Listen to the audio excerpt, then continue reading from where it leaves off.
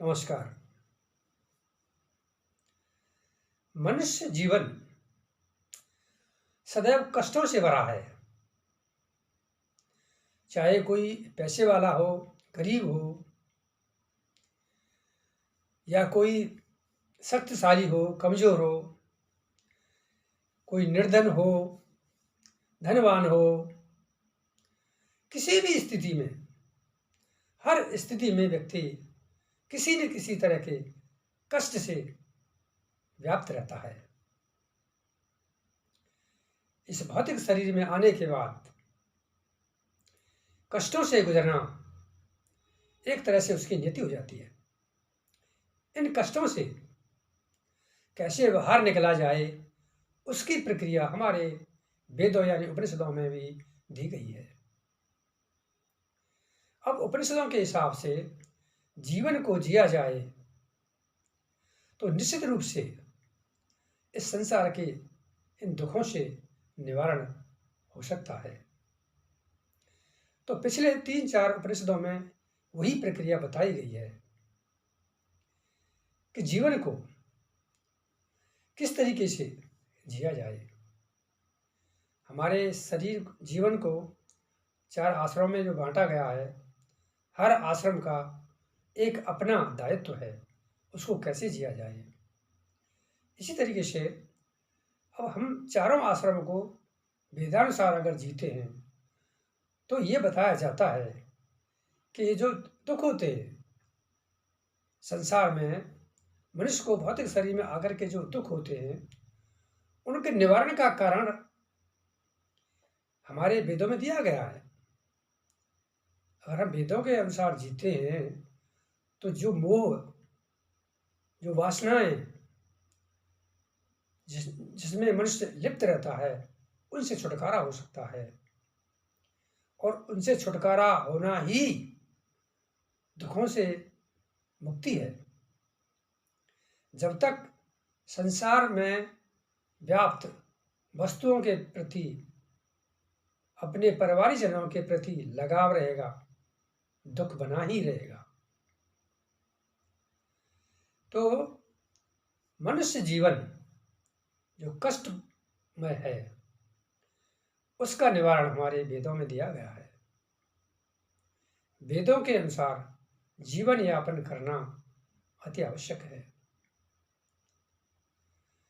वेदों में भी बताया गया है कि अंतिम क्षणों में जो मनुष्य को कष्ट होता है, मृत्यु के समय, वो अपनों से बिछड़ने का और अपनी जो कमाई हुई संपदा से बिछड़ने का ही कष्ट होता है। और जीवन में ही अगर इन सब से मुक्ति पा ली जाए, यानी किसी भी तरह का आसक्ति न रहे, मृत्यु से पहले ही आसक्ति रहित अगर इंसान हो जाता है तो मृत्यु का जो क्षण होता है वो दुखदायी नहीं होता। पिछले 2-3 उपनिषदों में हमारे जो मनुष्य जीवन के 4 आश्रम हैं, उनके बारे में वर्णन किया जा रहा है। तो आज भी कुंडक उपनिषद के अंदर उसी प्रकार का वर्णन है। इसमें बताया गया है कि जो पहला आश्रम है मनुष्य का, यानी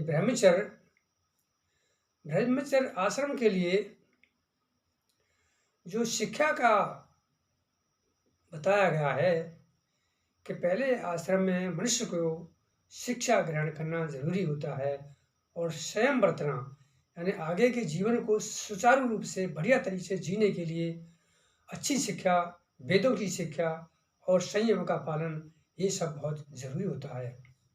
तो इसके लिए जब व्यक्ति गुरु के पास वेदों का ज्ञान लेने के लिए गुरु के पास जाता है और वहाँ जाने के बाद वो कुछ समय तक वेदों का ज्ञान ग्रहण करता है। जब वेदों के ज्ञान में संपूर्ण रूप से वो जान लेता है तो गुरु उसको फिर घर वापस जाने के लिए कहते हैं। और कहा जाता है कि घर जाने के बाद अब आपको अपने अनुकूल किसी स्त्री से शादी करनी है और आगे अपना जीवन यापन करना है। और जीवन यापन करते हुए जब उसके बच्चे परिपक्व हो जाते हैं, यानी गृहस्थी को संभालने की स्थिति में आ जाते हैं, तो उस व्यक्ति को फिर आगे की प्रक्रिया में प्रवेश करना ज़रूरी होता है। और उस समय उसको अपने परिवार की संपदा को अपने बच्चों में बांट करके आगे की ओर बढ़ना ज़रूरी होता है। और उसमें ये भी बताया गया है कि जब वो परिवार से आगे की ओर बढ़ता है तो उसे अब अश्रुपात नहीं करना चाहिए, यानी किसी तरीके का विलाप यानी दुख महसूस नहीं करना चाहिए। तो आगे की जो अवस्था है उसमें प्रवेश करने से व्यक्ति गृहस्थ जीवन को त्याग करके जब आगे जाता है तो ये सबसे पता क्या लगता है, इसमें बताया गया है कि इससे ये पता लगता है कि मनुष्य आगे के लिए यानी ब्रह्म तत्व को जानने की जिज्ञासा रखता है। तो आगे का जो जीवन है, सन्यासी जीवन है, वो इतना आसान नहीं, कठिन तो होता है। और गृहस्थ में रहकर के जिन नियमों का पालन किया जाता है, सन्यास के नियम उनसे श्रेष्ठ बताए गए हैं। तो जब इन सब के लिए तैयार होता है व्यक्ति, तो उसे यही पता लगता है कि आगे की कठिनाइयों को सहन करने के लिए यानी परम तत्व को जानने के लिए वो इच्छुक है। तो इस तरीके का इसमें जो है वर्णन दिया गया है। और आगे जो इसमें श्लोकों के द्वारा, मंत्रों के द्वारा जो बताया गया है उसे मैं व्याख्या करता हूँ। ये उपनिषद सामवेद से लिया गया है। इसमें कुल 28 मंत्र हैं। मंत्र संख्या 1 से 13 तक सदगृहस्थ के दायित्व पूरे होने पर संन्यास आश्रम में प्रवेश तथा उसकी जीवनचर्या का वर्णन है। सन्यासी की अंतर्मुखी साधनाओं का वर्णन भी इसमें किया गया है। जब ध्यान के द्वारा ब्रह्मी चेतना की अवतरण प्रक्रिया का बोध करना अति जरूरी होता है।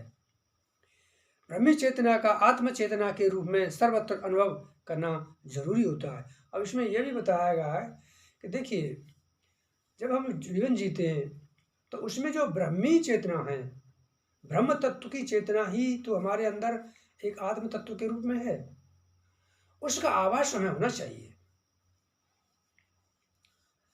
तन्मात्राओं के संयम के द्वारा अनाहद नाद के माध्यम से जीव चेतना के उन्नयन की साधना करनी चाहिए। तो इस तरह की कुछ प्रक्रियाएं इसमें आगे बताई गई हैं। अब श्लोकों में जो बताया गया है, वेदों का अध्ययन करने के पश्चात ब्रह्मचर्य आश्रम की समाप्ति पर गुरु की सेवा में लगे हुए जिस पुरुष को गुरु अपने घर जाने की आज्ञा प्रदान कर देते हैं वह व्यक्ति आश्रमी कहा जाता है। बुद्धिमान मनुष्य को चाहिए कि वो अपने अनुकूल स्त्री को स्वीकार करके तथा अपनी शक्ति के अनुसार अग्नि को ग्रहण करके ब्रह्म यज्ञ में संलग्न रहकर अपना जीवन यापन करे। तदनंतर अपने पुत्रों में धन को बांट करके ग्राम यानी गांव घर से संबंधित सभी कार्यों को पुत्रों को सौंप करके पवित्र देश यानी क्षेत्र में भ्रमण करने के लिए वन के लिए प्रस्थान करना चाहिए। सन्यासी को वायु अथवा जल सेवन करके अथवा विहित शास्त्रानुमोदित कंद मूल आदि से सतत अपने शरीर की रक्षा करनी चाहिए। साथ ही संसार को शरीर तक सीमित मानकर मोह ममतावश अश्रुपात नहीं करना चाहिए, परंतु इतने सामान्य से कर्म करने मात्र से कोई व्यक्ति सन्यासी नहीं कहा जा सकता। यह तो साधारण नियम का पालन है, सन्यासी के नियम इससे कहीं अधिक श्रेष्ठ कहे गए हैं। इसके लिए फल की इच्छा न रखते हुए सन्यास धर्म से मुक्ति प्राप्त करके वर्णाश्रम व्यवस्था एवं अग्नि का परित्याग करते हुए वानप्रस्थ आश्रम में प्रवेश करना चाहिए।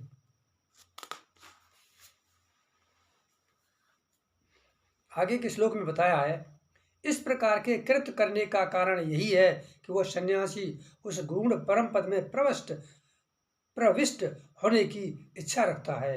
वह मृत्यु को जीत लेने वाले महाकाल का सतत स्मरण करता रहता है। वह सदा ही आध्यात्मिक मंत्रों का जप करता है तथा काषाय यानी भगवा वस्त्रों को धारण करके दीक्षा ग्रहण कर लेता है।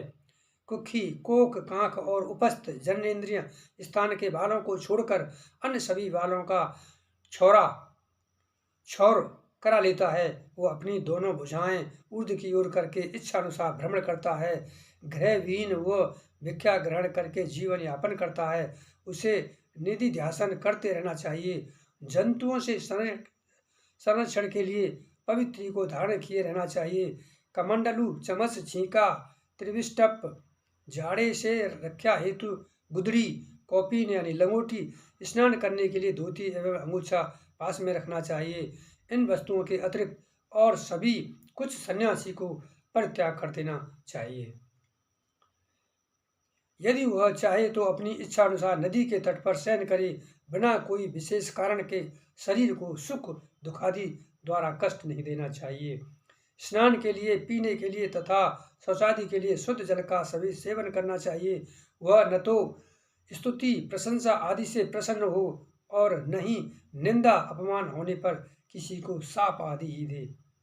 भिक्षा के लिए पात्र तथा स्नान आदि के लिए जल जिस किसी भी तरह से मिले उसे प्राप्त करना चाहिए। इस प्रकार से अनुपम श्रेष्ठ आचरण को स्वीकार करके यति को सदा ही जप करते रहना चाहिए।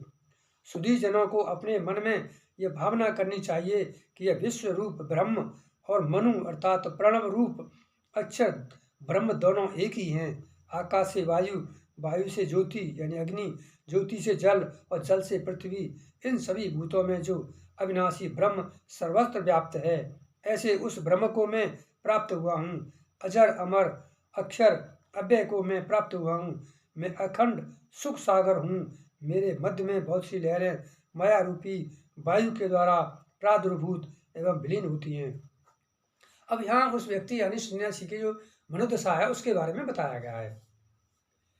मेरा इस शरीर से उसी तरह का संबंध नहीं है जैसे आकाश का मेघ से कोई भी संबंध नहीं रहता।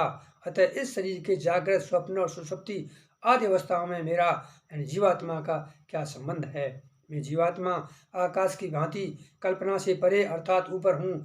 सूर्य के सदृश अन्य सुनहले आकर्षक पदार्थों से पृथक हूँ। पर्वत की तरह सतत स्थिर रहता हूँ तथा समुद्र की तरह अपार हूँ।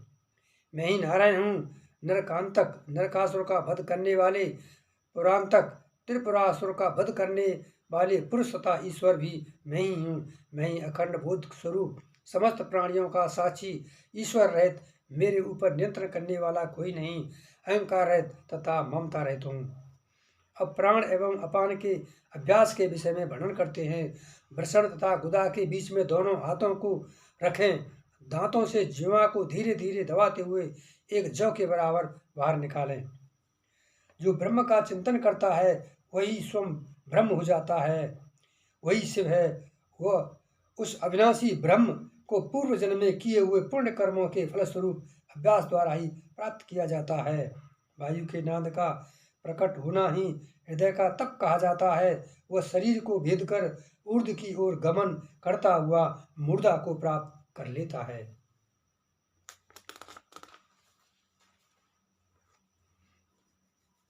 अपने इस शरीर में मूर्धा को प्राप्त कर लेना ही परम गति कहा गया है। जो मनुष्य इस गति को प्राप्त कर लेते हैं वे ब्रह्मज्ञानी जब जन आवागमन के चक्र से मुक्त हो जाते हैं। यह जड़ात्मक शरीर चाहे जल राशि में पड़ा रहे अथवा स्थल अथवा जल से रहित भूमि पर पड़ा रहे, मैं जीवात्मा जो स्वयं चैतन्य रूप हूँ इस कारण से उसमें लिप्त नहीं हो सकता। जैसे घड़े के कारण घटाकाश में किसी भी तरह की प्रकृति नहीं आने पाती। मैं तो निष्क्रिय, विकार रहित, निष्कल, आकृति रहित, निर्विकल्प, अनित्य, निरालंब, अद्वैत, सर्वात्मा, सर्वातीत एवं द्वय रहित हूँ। मैं केवल अखंड बोध स्वरूप हूँ तथा निरंतर स्वयं आनंदमय हूँ। मैं स्वयं को ही सतत देखता हूँ। स्वयं को ही अद्वैत रूप में मानता हुआ स्वयं के आनंद का उपभोग करता हुआ मैं स्वयं ही निर्विकल्प रूप हूँ। सतत चला हुआ, रुका हुआ, बैठा हुआ, सोता हुआ या कुछ भी करता हुआ वह विद्वान मुनि रूप आत्मा अपने में ही संतुष्ट हुआ अपनी इच्छानुसार जीवन यापन करे, ऐसी ही यीशु उपनिषद की शिक्षा है। तो आज का जो उपनिषद है, इसमें फिर से वही मनुष्य के जीवन यापन की जो प्रक्रिया हैं, इसमें अनेकों आश्रमों का जो वर्णन इसमें पहले भी दिया जा चुका है और इसमें जो दिया है, तो मुख्य रूप से जो हमारी जीवन शैली है वही हमारी आगे की यात्रा को निर्धारित करती है। इस जीवन में जो भी हम जीवन यापन करते हैं, उसमें क्या करते हैं, वो सब कुछ मस्तिष्क में लास्ट जो हमारा क्षण होता है शरीर त्यागने का, उस समय वो सब कुछ जीवन की पूरी प्रक्रियाएं मौजूद रहती हैं और वो प्रक्रियाएं ही हमको अगले जन्म के लिए प्रेरित करती हैं। अगर व्यक्ति इसी जीवन में संसार के बंधनों से मुक्त होना चाहता है तो उसे भौतिक पदार्थों के यानी अपने परिवारजनों सबसे विरक्त होना होगा, यानी किसी भी तरह का मोह नहीं रखना होगा। तभी संभव है कि जीवन की पुनरावृत्ति से वो बच जाए। तो आज का जो उपनिषद है मैं यही समाप्त करता हूँ। नमस्कार।